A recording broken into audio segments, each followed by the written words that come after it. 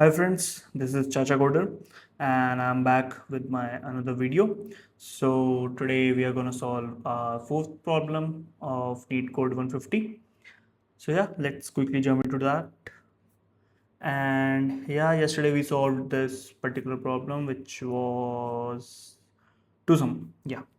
So let's quickly jump into our next question. What is it? Group anagrams. Okay, nice. Yeah, so like previously we did this valid anagram. This is, I guess, another form of anagrams. So yeah, let's give it a try.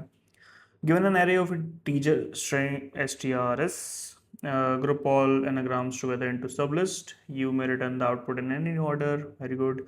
An anagram is a string that we already know about this. Okay, so yeah, like the problem statement has been extended a bit. So previously we had to identify one pair in this particular array, but now we have to put all those pairs in this resulting array. So yeah, interesting question, I guess. And yeah, it's a medium problem, so obviously. So if I remember correctly, there were two type of solution which were kind of nice. In the in one of the solution we used hash map and that sky code values to build a perfect solution, and another one was using basically sorting out the strings. That's pretty much easy. And for now, like I would personally I would go by sorting because I can't think of a solution. Okay, let me think for a few seconds. So if I take an hash map and if I put key as a number, and in that I put an array of similar kind. So for example, I am talking about if this for example, let's say 0, and then there's this act comma cat, and then there's one which says stop pots, something like this. And then if let's say tops comes into the iteration, then how will I identify whether it belongs to this or it belongs to this?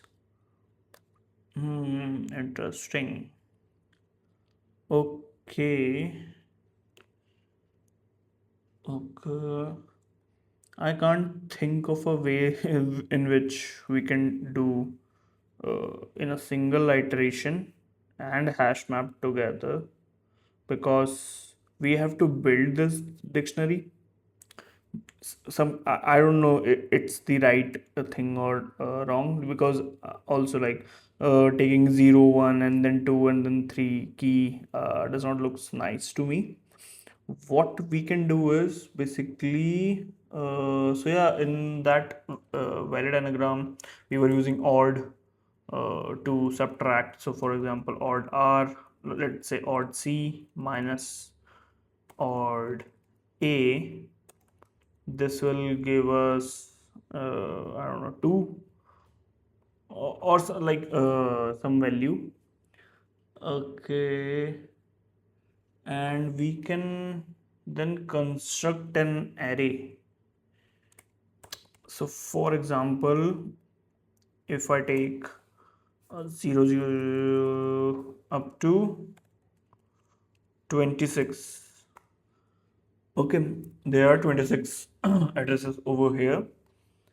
And so for a this will be 1, for c this will be 1, for t somewhere here this will be 1, and in case of cat as well,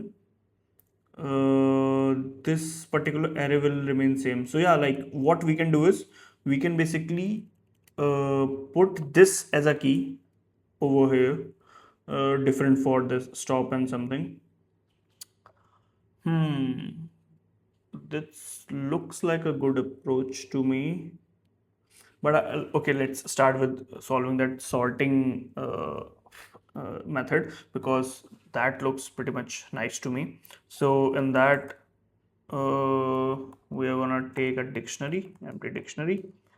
We are gonna start a loop for item in CRs, and what we are gonna do is we are basically constructing this type of dictionary over here. Just to quickly tell you, so ACT will have ACT, comma, cat, because if I sort ACT, it will give this. If I sort cat, it will give this. Similarly, for if I go PQRST, PQRST, oh, okay. So if I sort this, that will give us this OPST. Similarly for pots and then tops, and we can then store all these three over here. So yeah, like later words for hat, it will be HHT, and it will be hat. So what we can do is then return dictionary and values of it in a list. Like we want array of an array, no? So it will return these values in a list. What did I did? Yeah. So this is the approach, because it looks easy to me for the implementation part. That odd thing I can think of, like the solution is my head, but probably I'll have to give some more seconds to it. But yeah, I think that might be in the solution among many other solutions. So we can see that. But let's start with this and solve. Let's see how this performs in the result. So I done this, and if sorted, I guess you guys know what I'm gonna do. I'm gonna use walrus operator, my favorite operator, and then I'm gonna join sorted item. So for like very new guys, what this does is basically, if an item is ACT, it will give a list A, comma C, comma T in a sorted order. So we have to kind of make that back to a string. So we are using join for that. So it will again convert that to ACT in dictionary. So what are we gonna do? What are we gonna do? We are gonna save this as like dict sorted item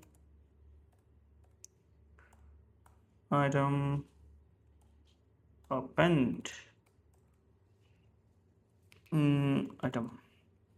Yeah, looks right. Else, if like the sorted item is not present in the dictionary, so for example had, for example first ACT, first stop, the iteration will come over here, and we will basically create that for it. Sorted item equals to item.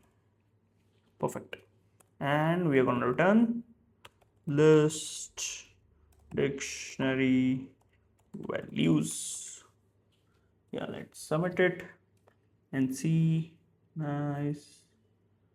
Beats 32.84%. Not a good solution. Not a good solution at all.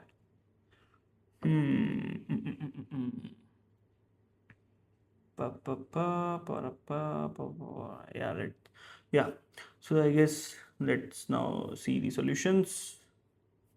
First one is sorting. Obviously it looks easy. He used default dict.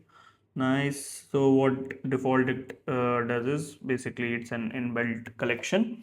So if I write dictionary equals to default dict list, it will give me a by default dictionary which contains the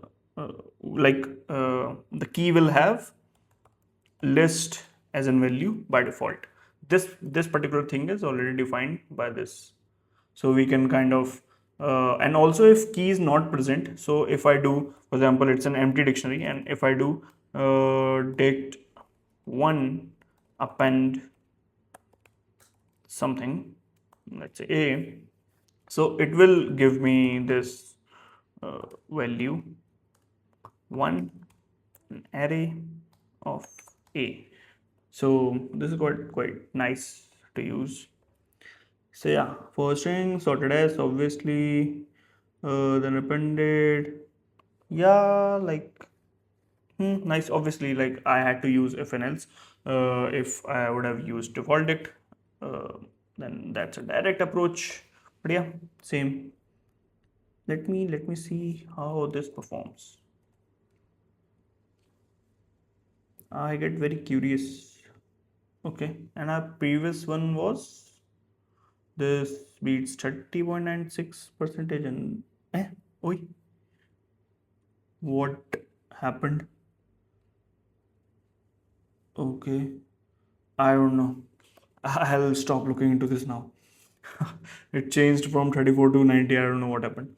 So yeah, time complexity is mn log n, obviously, and log n for that this sorting thing, and m for the number of items in the string in the array. And second solution has table.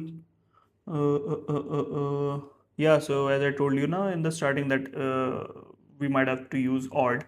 So if I am correct, making a array of 26 alphabets, obviously putting them the values num tuple. Okay, so let me, if I quickly tell you what in this solution is being developed is, so for let's say eat, this approach, let's say eat, there comes a, I guess a, b, c, d, e, and somewhere down the road it's t.